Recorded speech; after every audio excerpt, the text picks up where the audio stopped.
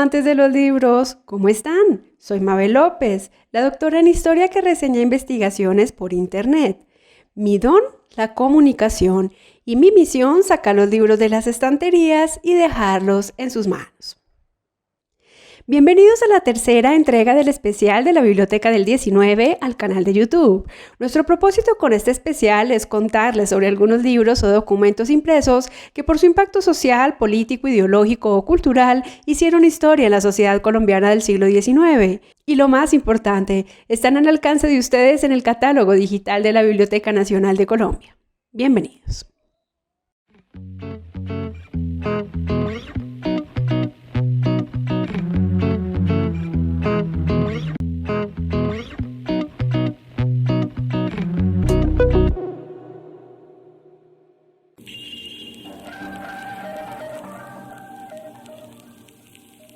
Según algunos historiadores como Judith González Serazo, Raúl Román y Alexander Betancourt Mendieta, en el intento de construir discursos fundacionales de la nación y espacios de comprensión homogéneos, luego de algunos debates, los textos de los primeros historiadores colombianos del siglo XIX marcaron una periodización vigente hasta hoy, según la cual la independencia habría sido un punto de ruptura para la configuración de una nación blanca, católica, hispana y de lengua general castellana. Lo complejo de este enfoque es que desconoció a los actores subalternos, como se les denomina a las mujeres y hombres, mestizos pobres, indígenas y afrodescendientes libres y esclavizados que participaron decididamente de la vida social, cultural y política del país por aquel entonces y que jugaron un papel fundamental en las batallas que consiguieron finalizar el dominio español. Los individuos más humildes de nuestro país, que lucharon por la libertad, fueron eclipsados por un sinnúmero de héroes militares y unas pocas heroínas, y tendrían que esperar prácticamente hasta el siglo XXI para entrar a las páginas oficiales de la historia.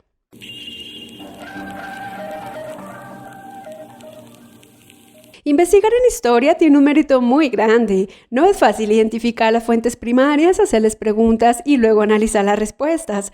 Por eso consideramos que toda indagación histórica tiene lo suyo. En esta tercera entrega del especial de la Biblioteca del 19 al canal de YouTube, nos referiremos a los primeros historiadores de nuestro país, entre quienes destaca una única mujer que superó a los escritores de su tiempo en producción e intereses intelectuales, Soledad Acosta de Samper. Soledad Acosta de Samper nació en 1833 en Bogotá y murió en 1913. Fue periodista, cuentista, novelista, traductora, editora e historiadora, entre otras labores ligadas a las letras y a la intelectualidad. Dedicó su narración a los paisajes y costumbres que forjaban el espíritu de la nación y destacó el rol que las mujeres desempeñaron en la formación de la República. Dentro de su labor historiográfica llaman la atención las publicaciones sobre las santafereñas de la época de la colonia, cuadro histórico, las mujeres de la Gran Colombia en la época de la independencia o los estudios historiográficos sobre la mujer en la civilización. Soledad Acosta de Samper hizo un gran esfuerzo para que sus contemporáneos reconocieran a las mujeres como actrices capaces de generar ideas y acciones en el ámbito de lo público, con igual o mayor calidad intelectual que los hombres. Por ello insistió y animó a las mujeres para que se dedicaran a la formación intelectual y a la participación en los asuntos políticos. Gran parte de su obra, incluyendo las revistas y periódicos que fundó y dirigió, como La Mujer, La Familia o El Domingo, se pueden consultar en la Biblioteca Nacional de Colombia. El segundo historiador que queremos mencionar en este especial del siglo XIX colombiano es José Manuel Restrepo, uno de los pioneros en el estudio de la independencia colombiana. Nació en 1781 en Envigado, Antioquia, y estudió Derecho en Bogotá. Colaboró en la redacción de la Constitución de la provincia de Antioquia en 1815. Fue perseguido por el gobierno español de la Reconquista en 1816. Nombrado por Simón Bolívar como gobernador político de Antioquia en 1821. Participó en el Congreso de Cúcuta en el mismo año. Fue secretario del Interior. Dirigió por muchos años la Casa de la Moneda y desempeñó funciones relacionadas con las rentas y el crédito nacional. Con la información privilegiada que recopiló en el ejercicio de estos cargos, publicó 2 veces su reconocida obra Historia de la Revolución de las Repúblicas Colombianas, 1827 y 1858 fueron los años de aparición. En esta obra narra el proceso independentista desde 1819 hasta 1858, reconstruye las gestas heroicas de Bolívar y reconoce el talento administrativo de Santander. Al insinuar la necesidad de gobiernos con autoridad, defender el papel de la Iglesia en los asuntos políticos y atacar la participación de la plebe en los asuntos del gobierno, su obra se convirtió en uno de los documentos ideológicos del que sería el Partido Conservador. En tercer lugar, nos referiremos a Joaquín Posada Gutiérrez, que nació en Cartagena de Indias en 1797, pero se formó en la Europa napoleónica. Fue un notable combatiente que luchó en las guerras de independencia y vio de primera mano el precio que el país tuvo que pagar al desligarse de la monarquía española. Perteneció a la primera generación de próceres que le dieron formato a la nación y trabajó de cerca con Simón Bolívar y Rafael Urdaneta. Se autoconcibió como uno de los líderes fundadores de la colombianidad y desde esa posición criticó el curso de la República del siglo XIX, que se caracterizó por múltiples guerras civiles, proyectos demagógicos y gobiernos militares sin contenido ideológico estable. En 1863 publicó sus memorias histórico-políticas, Últimos días de la Gran Colombia y del Libertador, en las cuales combinó sus recuerdos personales con el estudio de documentos y la crítica a historiadores contemporáneos. Atacó fuertemente la supremacía de las pasiones individuales sobre el imperio de la ley, consideró al federalismo como el causante de los males nacionales y reivindicó el pasado colonial y el rol de la Iglesia Católica, de los cuales habían renegado muchos de sus contemporáneos. En cuarto lugar, queremos destacar a Joaquín Acosta, que nació en 1800 y murió en 1852, en Guaduas. Su vida estuvo marcada por los viajes y la presencia en los eventos políticos de la República. Se desempeñó como historiador, geólogo, político y competente militar. Además de haber participado en las fuerzas revolucionarias de Simón Bolívar y de dirigir batallones en el Valle del Cauca y Chocó, fue funcionario de Francisco de Paula Santander, dirigió el trazado y la construcción de varios caminos en Cundinamarca, desempeñó numerosos cargos públicos, fue director del Observatorio Astronómico Nacional y del Museo Nacional, y miembro fundador de la Academia Nacional y comandante de artillería en el Cauca durante el levantamiento del general José María Obando en la conocida Guerra de los Supremos de 1840.